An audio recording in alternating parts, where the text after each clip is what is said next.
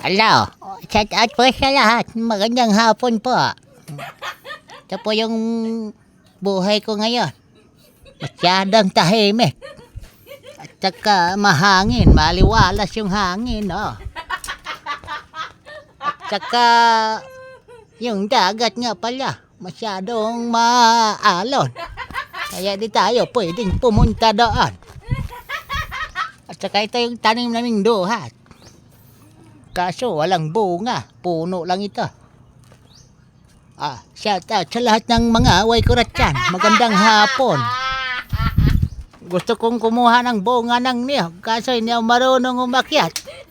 Masakit yung paa ko. Kaya pasensya niya po talaga kayo. Kung ganito na boses ka, nagbago na talaga. Simula na nandito ako. Ito lang po makikita namin dito. Puro puno. Puno ng duhat. Puno ng saging. At saka puno ng niyog. Shoutout sa lahat. Magandang hapon sa mga way kurat.